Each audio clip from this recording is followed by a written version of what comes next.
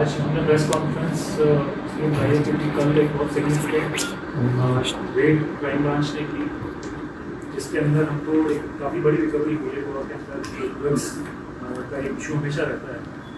And it has been found कि बहुत सारे केसेस में जो overstaying foreigners of different nationalities इसमें ड्रग ट्रेड में इन्वॉल्व पाए जाते हैं। तो ऐसा ही इसी ट्रेंड की चलते हुए कल एक और हमको एक इंस्टेंस मिला इसका। ये एक नाइजीरियन एक नेशनल है जिसका नाम है नान्ये लुगो अबासिरी, 23 years old नाइजीरियन है। He had come on student visa और ये इसके प्रमाइसेस की अराड़ी प्रोग्राम है। तो वहाँ हमने रेड की क्राइम ब्रांच की टीम है और वहाँ पे कहाँ पे सर? अराड़ी प्रोग्राम तो वहाँ पे रेड की गई और वहाँ पे डिफरेंट टाइम्स के रेड ड्रग्स हमको मिले। तो उसमें मैं बताता हूँ कि सबसे पहले 2400 एक्सटेसी की टैबलेट्स मिली, 2400, जो कि 1123 ग्राम होती है क्वान्टिटी, उसको मेजर किया जाए। 7 ग्राम कोकेन, 99 ग्राम हेरोइन और 19 ग्राम क्रिस्टल एमडीएम। तो ये पूरी इसकी ड्रग की मार्केट वैल्यू मिला के 1.65 करोड़ के लगभग हो गया। तो ये नाइजीरियन नेशनल इसको अरेस्ट किया गया और एफआईआर दर्ज की गई। इसमें FIR only 21B and 22C of NDPS act का केस। और जो क्राइम ब्रांच की टीम जिसने रेड की थी उसमें वीरू कावलेकर, लक्ष्य आमोनकर, तुषार लौकीकर, प्रतीक्षा प्रगति मलिक, एपीएसआई, तो ये सारा हमारा स्टाफ इन्वॉल्व था और काफ़ी इन्होंने अच्छे से वेल प्लान तरीके से रेड की। और इसमें हमको जो इंटेलिजेंस शेयरिंग जो हमारे साथ की थी वो थी तेलंगाना एंटी नार्कोटिक्स ब्यूरो। उन्होंने इंटेलिजेंस शेयर किया और उसके बेसिस पे हमने इस रेड को अंजाम दिया। मैं तेलंगाना एंटी नार्कोटिक्स ब्यूरो का भी मैं इसमें धन्यवाद करना चाहता हूँ। और इससे कनेक्टेड अब एक और चीज़ हुई कि कल ही के दिन हमने 2 मापसा पुलिस स्टेशन में 2 और अफ्रीकन नेशनल्स को अरेस्ट किया, एक नाइजीरियन और एक आइवरी कोस्ट का। तो दोनों को अरेस्ट किया गया इलीगली स्टेइंग फॉरेनर्स। तो कि उनके पास वीज़ा नहीं था, वैलिड वीज़ा नहीं था, विदाउट एनी लीगल परमिशन दे वर रिजाइडिंग। उन्होंने के नाम थे चिगोजी एसकेएल, ये नाइजीरियन नेशनल है जिसका एज 24 ईयर्स है। तो दूसरा था इस्माइल बाबा, ये 29 ईयर्स ओल्ड, आइवरी कोस्ट का। तो उन्होंने के पास वीज़ा नहीं था, इन्होंने को अरेस्ट किया। तो अभी हमको ये लग रहा है कि एक सेम टाइप का ग्रुप है कि जिसमें लिंकेज आ सकती है, कि इन्वेस्टिगेशन चल रही है। तो मैं इस प्रेस कॉन्फ्रेंस के माध्यम से ये भी मैं लोगों से अपील करूँगा कि ऐसे अगर उनको कोई इंटेलिजेंस रहता है कि कहीं पे ड्रग ट्रेड हो रहा है या फिर कोई भी उनको सस्पिशियस काइंड का एक्टिविटी दिखता है कि जो ड्रग ट्रेड में इन्वॉल्व है, तो वो डायरेक्टली आप मेरे नंबर पर कॉल कर सकते हैं। ऐसा नहीं कि कोई इंटेलिजेंस आपको लगता है कि कंटिन्यू अगर कोई इंटेलिजेंस आपको लगता है कि देने से आपको कुछ प्रॉब्लम हो सकती है, तो आप directly as SP crime, as SP north आप मेरे साथ शेयर कर सकते हैं। And we will keep identity of informer safe and we will take appropriate action.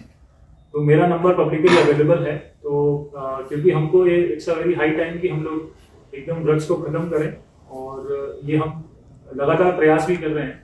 Crime branch ने टोटल इस साल में अभी सिर्फ 4.5 महीने हुए हैं ऑलमोस्ट, और उसमें हमने 59 करोड़ का ड्रग्स अभी तक सीज किया है सिर्फ इसी साल में, जो कि total recovery of Goa police last year जो थी उससे भी कई गुना ज्यादा है। तो ये कंटिन्यूस एफर्ट चल रहा है। तो मैं चाहता हूँ पब्लिक भी इसमें थोड़ा हमारा साथ दे, और कोई भी इन्फॉर्मेशन अगर है इस टाइप की, without fearing anything, they should directly share that information. तो हमारा ये प्रयास जारी है कि जो भी फॉरेनर्स यहाँ पे आते हैं वो किसी तरह की इलीगल एक्टिविटीज में इन्वॉल्व ना हो। आज भी इनफैक्ट हम मांद्रेम में एक कॉम्बिंग एक्सरसाइज कर रहे हैं, जहाँ पे जो भी इलाके हैं जहाँ पे फॉरेनर्स रहते हैं जनरली, तो वहाँ पे चेक किया जा रहा है कि कोई इलीगली स्टेइंग फॉरेनर तो नहीं है, और उसमें भी एक्शन लिया जाएगा। Thank you. किधर रुका था परान इधर क्या, और कुछ काम क्या कर रहा था? काम तो अभी चल रहा है, उस पर काम अभी तो कोर्ट में प्रोड्यूस कर रहे हैं, उस पर इंटरोगेशन चालू की जाएगी। तो जैसे जैसे अगर कुछ सब्सटेंशियल डिटेल होगी तो I share. But sir student visa पे आया, कहाँ पढ़ाई कर रहा था और कब आया था? वो वेरीफाई कर रहे हैं। उसके पास कागज उस समय मिले नहीं, तो प्रोबेबली उसका कोई फ्रेंड वगैरह यहाँ पे है जिसके साथ नेटवर्क है, जहाँ पे सारे कागज। तो वीजा फॉर्ज है? नहीं, वीजा में जो फॉरेन नहीं लगता, बट एक्सपायर्ड है या नहीं, वैलिड पहले वाले का वैलिड वीजा जो मैंने आपको बताया, हाँ। ड्रग्स वाला, बाकी दोनों का के पास वीजा नहीं, नहीं, जो पहले का है, जिसके पोजेशन से ड्रग्स मिला visa is valid, student visa, student, but कहाँ पर है ऐसे? ये मैं आपको बता रहा हूँ। कोई लोकल कनेक्शन नहीं अभी तक पैसा पाया नहीं। इसमें एक चीज हमने देखी कि उनको प्रेमाइसेस दिया गया है रहने के लिए, जहाँ पे हमने रेड की तो दैट वाज रेंटेड प्रेमाइस। तो वो चीज मैं यहाँ से ओनर से भी अपील करूंगा कि आप किसी को आप प्रेमाइस देते हैं तो आप उसका टेनेंट वेरिफिकेशन तो कराते हैं, तो टेनेंट वेरिफिकेशन ऑब्वियसली अगर उसका पहले कोई इन्वॉल्वमेंट नहीं है तो वो कभी आएगा नहीं कुछ भी। पहली बार कोई क्राइम करेगा तो उसका प्रीवियस इन्वॉल्वमेंट पुलिस चेक करेगी तो उसमें कुछ नहीं आएगा। तो लेकिन एज ओनर आपकी रिस्पॉन्सिबिलिटी बनती है कि आप एक बार चेक रखें उसके ऊपर कि वो क्या कर रहा है, आपके रेंटेड प्रोमाइसेस में रह के क्या काम कर रहा है, उसको भी थोड़ा चेक रखें और पुलिस के साथ इंफॉर्मेशन शेयर करें। सर ये नाइजीरियन नेशनलिटी का जो इशू है ना, वो बहुत सालों से इशू चल रहा है कि ड्रग्स केस में मिल रहे हैं और उसी एरिया में ज़्यादा केसेस मिल रहे हैं जो पर्रा और सांगोटा है।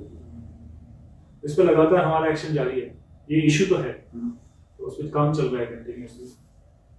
C-form is filed. I check. Thank you. Actually sir इन दिनों में काफी थ्रेट कॉल आ रहे हैं, उसके ऊपर कुछ एक्शन इन दिनों में मुझे लगता है शायद 4 से 5 पेपर आई कुछ ये इंसिडेंट बॉम्ब थ्रेट किया गया। तो इसमें क्या हुआ है, हमने पहले जब अप्रैल के महीने में जो बॉम्ब थ्रेट आए थे, एक बस स्टैंड पे आया था कैनकोना के, उसके पहले PHQ पे आया था और एक और जगह पे आया था, तो उसका हमने साइबर सेल में इस पे इंक्वायरी की थी। तो बॉम्ब थ्रेट जनरली उसकी जो ईमेल का हमने ट्रेस किया ओरिजिन, तो उसमें फ्रांस और हंगरी ये सब कंट्रीज का IP पाया गया जहाँ से ओरिजिनेट हुआ है वो मेल।